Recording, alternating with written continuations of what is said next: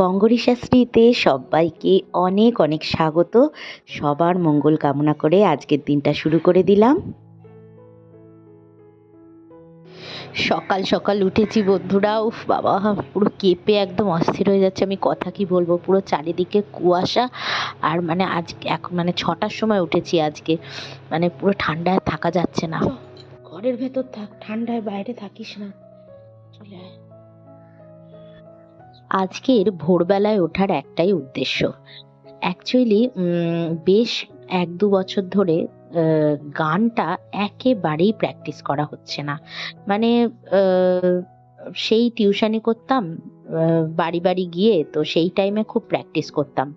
কিন্তু টিউশনিটা যবে থেকে ছেড়ে দিলাম, কেননা বাড়ি গিয়ে আমার পক্ষে করানো সম্ভব হচ্ছিল না।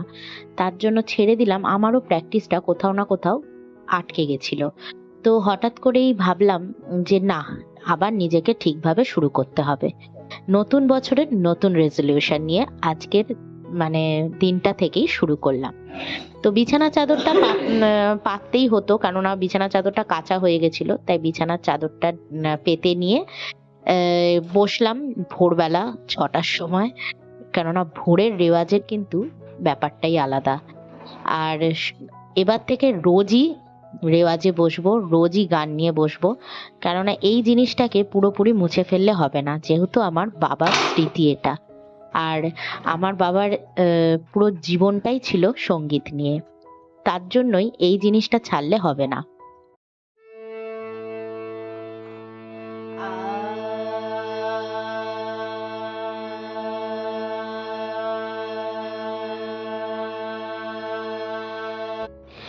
দম রেখে প্র্যাকটিস, তো এই জিনিসটাই বাবা আমাকে শুরু থেকে করাতো। তো আমি গরম জলটাও নিয়ে এসেছি, কেননা একটু গরম জল না খেলে না গলাটাও ছাড়ে না, আর গরম জল তো আমার শীতকালে দরকারই হয়। তো একটু গরম জল খেয়ে আবার একটু প্র্যাকটিস চালু করব। সা থেকে সা অবধি আমি শুধু আগে প্রভাত সময় উঠি গাও মন ভৈরব, রেধা কোমল করে মন সাধন, ধৈবত বাদি সনি সমবাদি রে সব, ভৈরব ঠাট সব গুনি জানত, প্রভাত সময় উঠি সারে গম পাধানি সানি ধাপা মাগারে সা, প্রভাত সময় উঠি গুড মর্নিং বন্ধুরা। সকাল থেকে তো আর তোমাদের সামনে আসা হয়নি। এই উঠতে পারছিস না কেন? জামাটা একটু ঘুরিয়ে দিতে হবে। উঠিয়ে দেবো সোনা? আসো আসো, উঠিয়ে আসো, উঠু সব।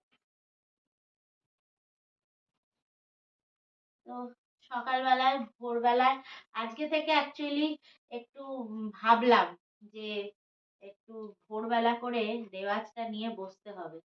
কেননা মানে কি হয়েছে, আগে খুব প্র্যাকটিসটা ছিল। এই ১-২ বছর যাবৎ একদম প্র্যাকটিস হয় না, মানে একদমই হয় না। কেননা ওই যে মানে চাকরি টাকরি ছেড়ে দিয়ে যে বসলাম, তারপরে গানের টিউশনিটাও ছিল, সেইটাও এখন আর করাই না।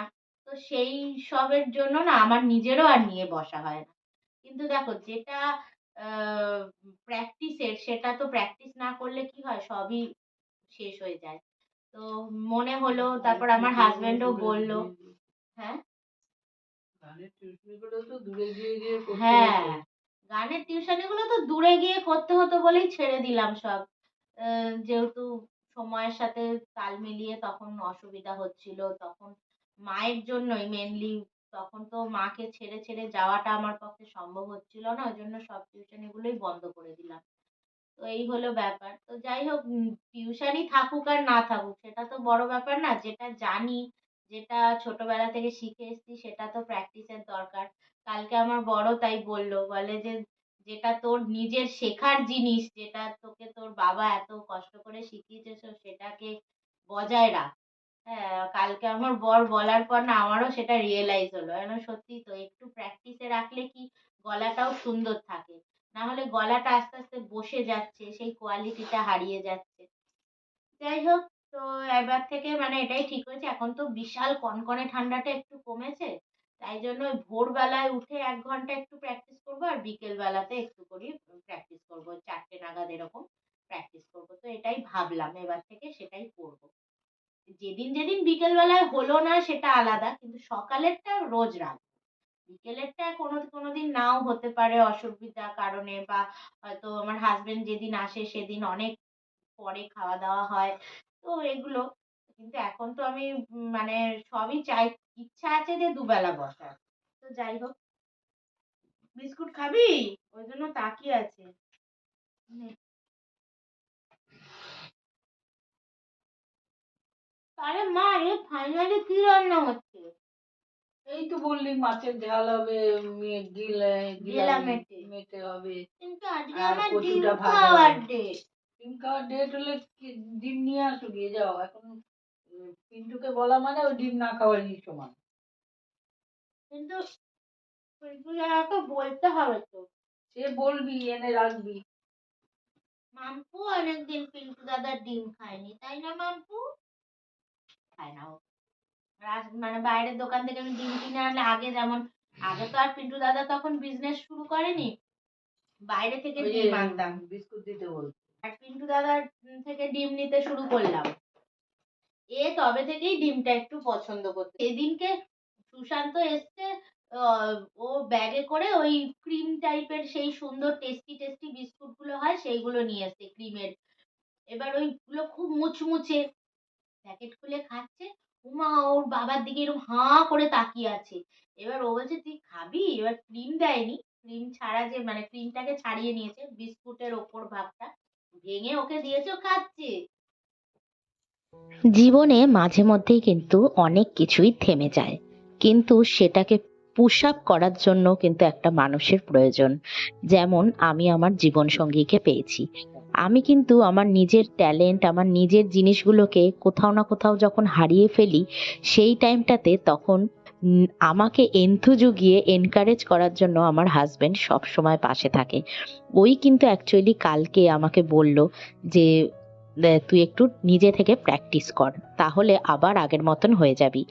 তো এদিকে দেখো আমি দুধটা জাল দিয়ে নিচ্ছি, কেননা আমরা ব্রেকফাস্টে খাবো দুধ দিয়েই, মুড়ি খাবো, মানে খই খাবো। জানি আয়।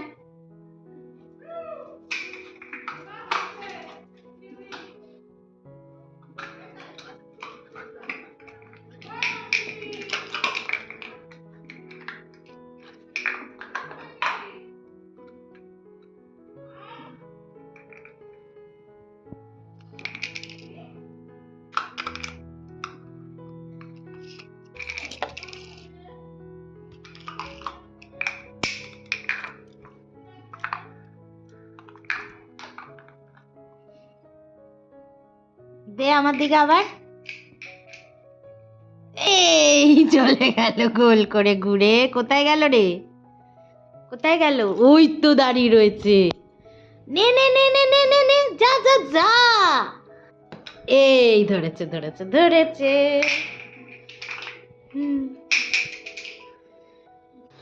তো এদিকে হচ্ছে মা শাক কেটে নিচ্ছে, আজকে যা যা রান্না হবে সেই সবজিগুলো মা এদিকে কেটে নিচ্ছে, আর আমি আর চার্লি দেখো মায়ের সামনে চুপটি করে শুয়ে রয়েছে। বন্ধুরা একটু রেডি হলাম, বেরোবো। হচ্ছে ওই চার্লির চিকেনটা শেষ হয়ে গেছে, চিকেন আবার মাটনের মেটে দুটোই শেষ হয়ে গেছে, তো ওইটাই আনতে যাব। দেখি আগে, কারণ লোকটার আবার শরীরটা খারাপ ছিল, খুলেছে কিনা দোকানটা একবার ফোন করে জেনে নিই, দিয়ে ওর ওর জিনিসগুলো নিয়ে আসি। তো ওটার জন্যই যাচ্ছি, আর কিছু নেব না। বেগুন একটু লাগবে নাকি? না, বেগুন তো রয়েছে। রয়েছে, একবারে যখন বাজার করবি তখন নিবি। ঠিক আছে, তো চলো যাই বেরিয়ে। বন্ধুরা বাজার থেকে চলে এসেছি, চার্লির মাংস নিয়েছি, মেটেটা আর নিতে পারিনি, কারণ আর নিয়ে এসেছি চিংড়ি, বড় বড় সাইজের, এরম বড় বড় সাইজের চিংড়ি নিয়ে এসেছি। আর এখন হচ্ছে তাড়াতাড়ি মা সব কুটে রেডি রেখেছিল, তাড়াতাড়ি রান্নাটা বসাচ্ছি। আর এদিকে দাঁড়াও, কালো জিরেটা, একটু কালো জিরে ফোড়ন দিই, শোলা কচুটাকে কুচি কুচি করে ঝিরি করে মা কেটে দিয়েছে, তো শোলা কচুর ভাজা হবে। কালো জিরে একটু ফোড়ন দিয়ে দিলাম, এই হলো আজকে অনেক কিছুই রান্না হবে টুকটুক করে, তোমরা দেখতে থাকো। আর এইদিকে মাংসটা মা ধোবে আর চিংড়িটাও ধোবে, এগুলো ধুয়ে সব রাখা হবে। চিংড়িটা একদিন ঝাল করব, মালাইকারি করাই যায় কিন্তু ওটা তো আমি খেতে পারবো না, একটু পেঁয়াজ টমেটো দিয়ে ঝাল করলে তাও খেতে পারবো। তো চলো রান্নাটা সেরে ফেলি। রান্নাটা তো টুকটুক করে বসিয়েই দিলাম। এটা হচ্ছে শোলা কচু ভাজা। শোলা কচু ভাজা কোনোদিন এরকমও মানে দুর্দান্ত টেস্ট হবে ভাবতে পারিনি। আর এদিকে রসুন আর শুকনো লঙ্কা ফোড়ন দিয়ে এই শাকটাও ভেজে ফেলছি। তো আচ্ছা তোমরাই বলো, এখন পরিশ্রম করব না তো আর কবে করব? আরে এখনই তো বয়স সমস্ত কিছু পরিশ্রম করার। অনেকেই অনেক কথা বলে, কিন্তু সত্যি কথা বলতে এই বয়সে যদি আমি কোনো কাজ অধুরা রেখে দিই বা রাখি, বয়সকালে গিয়ে আক্ষেপ করে ভাই কোনো লাভ নেই। তাই যা করতে হবে এখনই করতে হবে। হুম, আর কাকগুলোকেও তো একটু আধটু দিই, সেই জন্য দিয়ে দিলাম চারটে। একটা পিস রয়েছে খালি, এই একটাই ফুলকপি, দেখেছো? দেখো। তো এদিকে হচ্ছে মা পুরো ফ্রিজটাকে ভালো করে মুছে পরিষ্কার করে নিচ্ছে, কেননা আমি অল্প করে একটা ছোট্ট সবজি বাজার করলাম। তো সবজি বাজারের মধ্যে যেগুলো করেছি তোমাদের দেখাবো। এই পাতা নিয়ে ছুটলো, এই পাতা নিয়ে ছুটলো, আমি এই ন্যাকড়া নিয়ে নিল।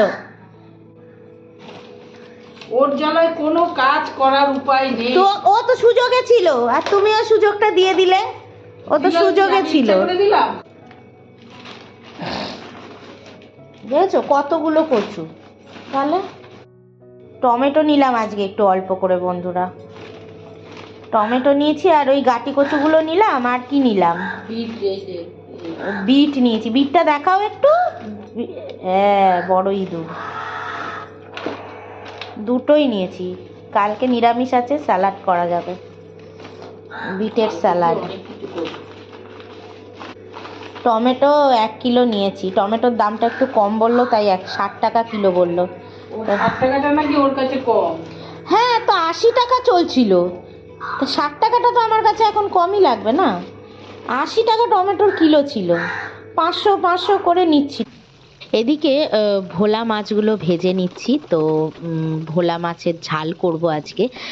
তো মাথা আর লেজা দুটো ছিল, তো সেই জন্য মাথা আর লেজা সবকটাই ভেজে নিচ্ছি। আর মা বললো বেগুন সরু সরু করে, ক্যাপসিকাম সরু সরু করে, টমেটো পেঁয়াজ দিয়ে এরকম ঝাল বানাতে, তো তাই করছি।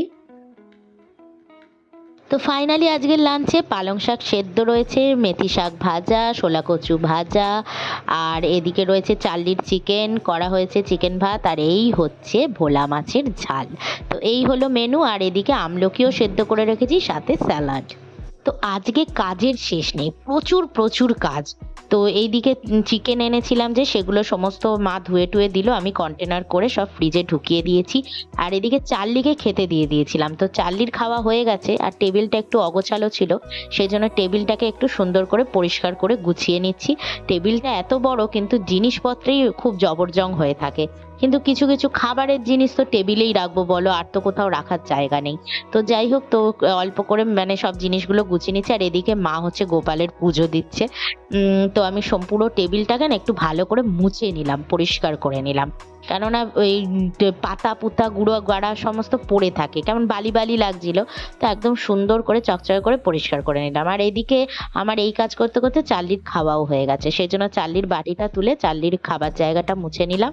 আর এদিকে দেখো না, জল ছিটিয়ে চারিদিক কি করেছে চার্লিটা, সেই জন্য আমি পুরো জলটা এই নেতা দিয়ে ভালো করে একটু মুছে নিচ্ছি, না হলে দেখো পা পিছলে আমরাই পড়বো। আর এদিকে রান্না এই লাস্টেরটাই বাকি রয়েছে, এটা হচ্ছে গিলামেটে কষা, যেটা রাত্রিবেলায় রুটির সাথে খাওয়া হবে। তো এইটা বানিয়ে নিচ্ছি। আর এদিকে জলও অনেক কটা বোতল খালি হয়ে গেছে, তো সেই জন্য বোতলগুলোও ভরে নিতে হবে। তো তাই জন্য বোতলগুলোও ভরে নিচ্ছি এক এক করে। দেখো আমার কিন্তু কাজ মোটামুটি গুছিয়েই এসছে, কিন্তু আজকে প্রচুর দেরি হয়ে গেছে, 2-2:30 বেজে গেল। মানে অনেক কাজ হয়েছে, তো সেই জন্য অনেক দেরিও হয়ে গেছে আমাদের আজকে লাঞ্চ করতে করতে, সমস্ত কাজ সারতে সারতে। তো যাই হোক, এদিকে জলের বোতলগুলো এক এক করে ভরে নিচ্ছে, আর ওদিকে গিলামেটেটা কষা হচ্ছে। আর দেখো মা পুজো দিচ্ছে, চার্লি ঘুমাচ্ছে।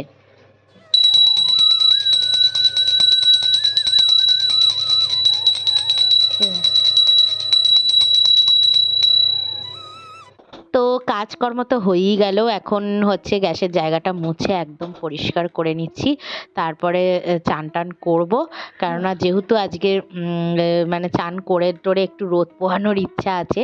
তো যাই হোক, চলো এই কাজকর্মগুলো সেরে নিচ্ছি। খুব সাবধানে বসলাম চেয়ারটায়।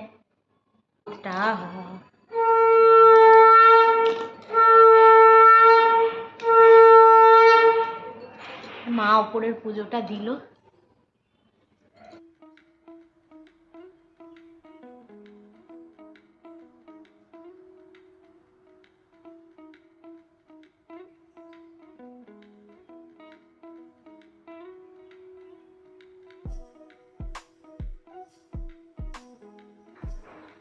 তেলটা দিয়ে মা মাথাটা ঘষলে এত কম চুল পড়ে, মানে চুল পড়েই না ধরতে গেলে, এইটুকু চুল পড়েছে, এইটুকু।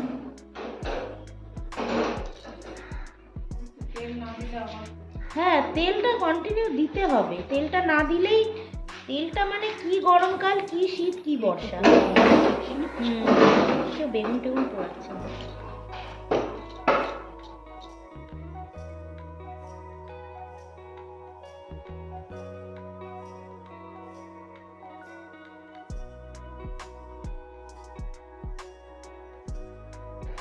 এই শীতকালে এমনিও গাছ ভালো হয় না, শীতকালে বাড়ে কম, গরমকাল বর্ষাকাল হলে তত্তরিয়ে বেড়ে যায়। কবে থেকে পুঁতেছি, হচ্ছেই না। ওই দেখো কুমড়ো গাছ খাচ্ছে, কই খেলি না? এখন ভদ্র সাজছে, হ্যাঁ ভদ্র সাজছে এখন। দেখেছিস তো কুমড়ো গাছ কে খায়? সচককে পুঁতে দিতে ওই গাছগুলো পুলমিটুলি ভরে গেছে, কালো হয়ে গেছে। ওই শাকটাও খেয়ে নিতে হবে, ওগুলো কি পেকে গেছে ওইগুলোর না, মতো? ওগুলো কচি। তাহলে ওগুলো খেয়ে নিতে হবে। সুশান্ত সেদিন খেয়ে খুব বাজে বলেছে। তুই আমার বুড়ো ডাটা নিয়ে গেছিস থেকে। তুইটা চুরি করলি, সেই জিনিসটা কোথায়? কোথায় সেই জিনিসটা যেটা তুমি চুরি করেছো? কোথায় সেটা? মানে এত চোখে মুখে দুষ্টুমি, ঘুমটা ওর হচ্ছে না, দুপুরের ঘুমটা কেন হচ্ছে না, তাই জন্য দুষ্টুমিটা করতে হবে, তাই তো? তাই তো? তুই আমার ক্লিপটা নিয়ে কি করবি বল? তুই যে আমার ক্লিপটা নিয়েছিস, মুখে নিয়ে দেখা, দেখা দেখি মুখে নিয়ে। না, দেখাও, মুখে নিয়েছো যে, ওটা চুরি করেছো, ওটা দেখাও। টেরিয়ে দেখবি না একদম, একদম টেরা চোখে তাকাবি না বলে দিচ্ছি, একদম টেরা চোখে তাকাবি না।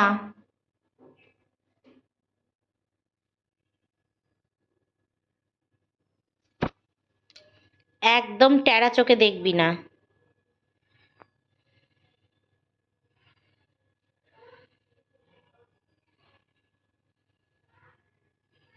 ও বাবা, ওপা মুখে নিয়ে নেবে, ও পালিয়ে যাবে, দাঁড়াও। দেখেছো কেরম মুখে নিয়ে নিল, কেরম মুখে নিয়ে নিয়েছে। তুই মুখ থেকে নামা, তুই মুখ থেকে নামা, চার্লি, মুখ থেকে নামাও, মুখ থেকে নামাও।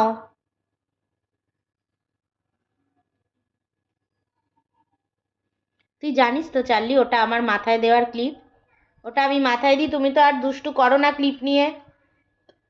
হ্যাঁ, তুমি শুয়ে থাকো, আমার ক্লিপটা নিয়ে শুয়ে থাকো, তুমি তো গুড গার্ল বলো।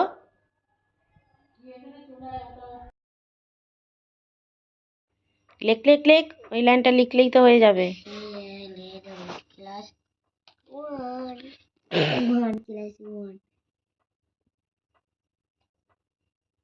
না পিছন হয়ে গেছে। সবাই দেখুন, আমি আজকে 4-5টা গুড পাবো। সবাই সবাই লাইক সাবস্ক্রাইব করো। সন্ধেবেলার গল্প হাসি মজার সাথে কিন্তু আজকের ব্লগটা শেষ করলাম। আশা করছি তোমাদের ভালো লাগবে, আর ভালো লাগলে প্লিজ তোমরা লাইক কমেন্ট সাবস্ক্রাইব করে বন্ধু হয়ে পাশে থেকো। চলো টাটা, সবাই ভালো থেকো, সুস্থ